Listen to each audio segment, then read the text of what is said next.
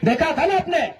अरे पुलिस तो छोड़िए, पानी बरसाने वाली गाड़ी थी, आंसू गोला छोड़ने वाली गाड़ी थी, रबर गोली छोड़ने वाली गाड़ी थी, अग्निशमक की गाड़ियां थी, जैसे मानो किसी आतंकवादी से लड़ाई में आए हैं। इतने बेशरम, इतने निर्लज्ज हो चुकी है आज यह सिस्टम। ऐसा टीम बनाकर आई थी जैसे मानो वो रैयतों से नहीं बल्कि किसी आतंकवादियों से मुकाबला करने आए हैं। क्या हाल होगा आपको सोच के देखिए। एक विधायक है हम, ठीक है, हमारे समर्थकों ने गलत किया था, सही किया था, वो अलग विषय है, लेकिन प्रशासन का ये रूप, ये कौन सा संवैधानिक तरीका है भाई। एक महज मामूली क्वार्टर का विषय था, ऐसे ऐसे क्वार्टर धनबाद बोकारो में गिनेंगे तो शायद 1 लाख के आसपास होगा, 1 लाख आसपास होगा। एक मामूली क्वार्टर के लिए जो प्रशासन ने अपना एक घृणित चेहरा दिखाया, बिल्कुल ये घृणित चेहरा था प्रशासन का, ये नफरती चेहरा था प्रशासन का, ये असंवैधानिक अमानवीय चेहरा था प्रशासन का। एक विधायक के साथ जब वो इस प्रकार का व्यवहार कर सकते हैं तो सोचिए आम ग्रामीण रैयत विस्थापितों का क्या हश्र होगा आने वाले सालों में। इसलिए आज मैं तमाम रैयतों से, जिन्होंने किसी परियोजना में, किसी कल कारखाने में कि डीवीसी की परियोजना हो या सीसीएल पीसीसीएल की परियोजना हो, जिन्होंने अपनी जमीन देने का काम किया है, आज उन्हें एक मंच में आने की आवश्यकता है। मैं आपसे यह आह्वान करने आया हूं। आज मैं एक विधायक हूं, एक 30 साल का युवा, एक सुनहरा सपना, एक सुनहरी जिंदगी हमारे सामने, लेकिन आज उस जिंदगी को ठोकर मार के हम कांटों की ताज को स्वीकार करते हैं। उस सुनहरी, उस मखमली जीवन को हम ठोकर मार के कांटों के रास्ते को चुन रहे हैं, जबकि आपको भी मालूम है हम माननीय हैं, फूलों का बिस्तर हमारा स्वागत करने के लिए तैयार है, लेकिन हम कांटों की राह चल रहे हैं। आज प्रत्येक दिन दर्जनों ठेकेदारों का फोन आता है, बैठेंगे विधायक जी, दर्जनों वीआईपी लोगों का फोन आता है, 2 मिनट बैठिए विधायक जी, और आपको भी मालूम है उनके साथ बैठेंगे तो क्या डील होगा, आपको भी मालूम है। करोड़ों में ना सही लाखों में तो डील जरूर होगा। यानी एक मखमली बिस्तर को हम ठोकर मार के कांटों के साथ चल रहे हैं। किसके लिए? झारखंड के चितावाम के लिए हम चल रहे हैं। आज क्या कमी होगी, एक माननीय को क्या कमी हो सकती है भाई। हमें आवास मिलेगा, गाड़ी की सुविधा मिलेगी, टीए मिलेगा, हर प्रकार की सुविधा मिलेगी, भत्ता मिलेगा, हवाई यात्रा मिलेगा, रेलवे की यात्रा मिलेगी और लाखों रुपए की सैलरी मिलेगी। और करते उस ऐशो आराम के जीवन को ठोकर मारते हुए हम आपके बीच विधायकी के साथ साथ अपनी जान को हथेली में लेके घूम रहे हैं। बताइए तो झारखंड के इतिहास में ऐसे आज के इस दौर में एक भी विधायक का नाम बताइए। अरे विधायकी तो छोड़िए, हम अपने जान को हथेली में लेके घूम रहे हैं। जिस दिन 2 बजे रात को हम बेरवा में आए, हमारी गाड़ी में हमारा एक भी अंगरक्षक नहीं था। वे लोग सोच चुके थे, हमने कहा कोई दिक्कत नहीं है। हमने केवल ड्राइवर को फोन किया, वो भी अपने ससुराल में थे, क्योंकि आपको भी मालूम है मेरे घर में इतना जगह नहीं है कि हम 4 लोगों को ठहरने के लिए बोल सके। बगल में हमारे एक मित्र का घर है, वहीं रात रहने के लिए हम जाते हैं, वो विधायक है। हमने तुरंत कहा कि अगर हम अपने अंगरक्षक को लेने के लिए जाएंगे तो शायद 10 से 15 मिनट का लेट होगा, उतना देर में हम कम से कम डुबरी की दूरी पार कर जाएंगे।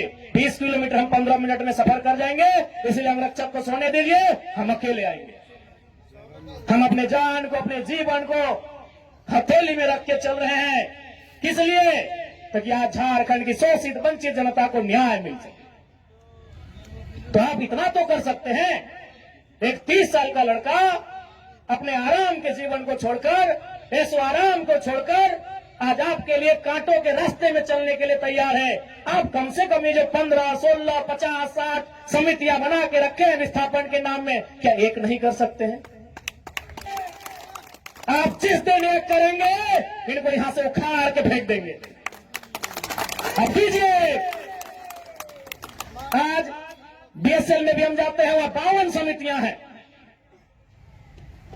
विस्थापन मोर्चा, विस्थापन क्रांतिकारी मोर्चा, विस्थापन उलगुलान मोर्चा, तो विस्थापन इनकलाब मोर्चा, 52 से 50 समितियां हैं। आप अपने आप को एक कीजिए, आज अपने निजी स्वार्थ का त्याग कीजिए, आज अपने मन के मतभेद को त्याग कीजिए, क्योंकि आज अगर नहीं समझे तो याद रखिएगा आने वाले 20 सालों में, अरे आज तो कम से कम आपके हिस्से की बात कोई कर पा रहा है, आपकी हक की बात कोई बोल पा रहा है, आने वाले दिन अगर बोलेंगे ना तो शायद आपकी जबान काट ली जाएगी, बिल्कुल काट ली जाएगी।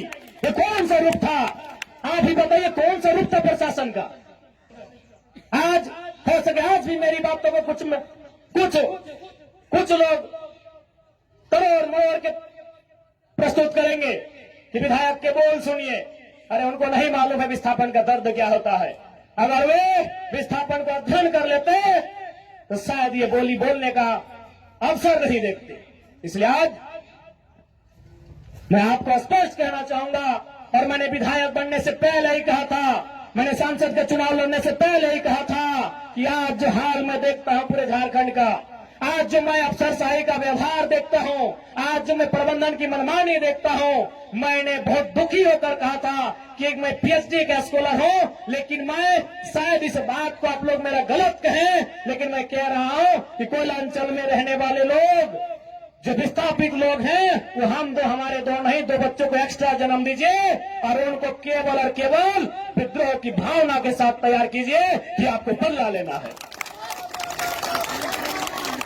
बिल्कुल इस मेरी बात से बहुत सारे लोगों की आपत्ति होगी कि माननीय कैसा बोल रहे हैं, लेकिन उनको क्या मालूम कि जिस जमीन को हमारे बाप दादा ने 1970 में दिया है, हमारे बाबूजी मर गए, लेकिन आप भी जवान बेटा वो बुढ़ापे की ओर चला गया है, लेकिन इंसाफ नहीं मिल पाया। और ये तो गनीमत है। झारखंड के किसान भोले भाले हैं, झारखंड के किसान सरल हैं, झारखंड के किसान सीधे साधे हैं कि आज 1970 की लड़ाई को घिस घिस कर अपने जीवन को, अपने खून को गला गला कर लड़ रहे हैं। अरे ये बंगाल याद होगा तो 1964-65 का दौर था। एक दिन पहले कुछ जमींदारों ने, कुछ सामंतवादियों ने एक किसान को मारा था, उन्होंने नक्सलबारी और नक्सलवादी जैसे घटना को अंजाम दे दिया था। एक दिन पहले ये तो झारखंड के किसान हैं कि 70 साल से बर्दाश्त कर लिए, बंगाल के किसानों ने एक दिन बर्दाश्त नहीं किया था। आज आप नक्सलवादी सुनते हैं ना, नक्सली नक्सली नक्सली, ये डिक्शनरी का वर्ड नहीं है, नक्सली कोई पूरा वर्ड नहीं है। नक्सली बुरा हो सकता है, नक्सली वर्ड बुरा वर्ड नहीं है। नक्सली एक्चुअल में, वास्तव में बंगाल में दार्जिलिंग जो क्षेत्र है वहां एक गांव है, उसका नाम है नक्सलवाड़ी। नक्सली कोई डिक्शनरी का शब्द नहीं है जिसको हम लोग झारखंड में सुनते हैं नक्सली। एक बंगाल का गांव है, उसका नाम है नक्सलबाड़ी। उसी गांव में घटना घटी थी। किसानों को कुछ जमींदारों ने, जमींदार को आप प्रबंधन से ही तुलना कर सकते हैं, जमींदार को आप प्रशासन से तुलना कर सकते हैं, तो कुछ जमींदारों ने, उस किसान का नाम था जंगल संथाल, लगभग 6 फुट ऊंचाई का वो किसान था, उसका नाम था जंगल संथाल। उस किसान के कुछ साथियों को लाठी डंडे से पीटने का काम किया था। बदले में एक ऐसा क्रांति आती है, उसे आप नेगेटिव कहिए पॉजिटिव कहिए वो विषय नहीं है कि आज उसे नक्सलवाद, नक्सली और नक्सलवादी का नाम दिया गया। वे किसानों की घटना थी और उसकी तुलना में तो झारखंड के लोग सीधे साधे भोले भाले लोग हैं। आज 70 साल से पिस रहे हैं, आज 70 साल से घिस रहे हैं। आज कई पीढ़ियां बर्बाद हो गई। आंखों के सामने बूढ़ी माँ इलाज के अभाव में तड़प तड़प के मर गई। आंखों के सामने जवान बेटा बेरोजगारी से तंग आकर खुदकुशी कर लिया। आंखों के सामने इतनी घटनाएं घट गई, आंखों के सामने इतनी घटना घटने के बाद भी आज झारखंड बर्दाश्त कर रहा है। ये बंगाल होता तो आज नक्सलबाड़ी जैसी कई घटनाओं को अंजाम दे चुका होता। फिर भी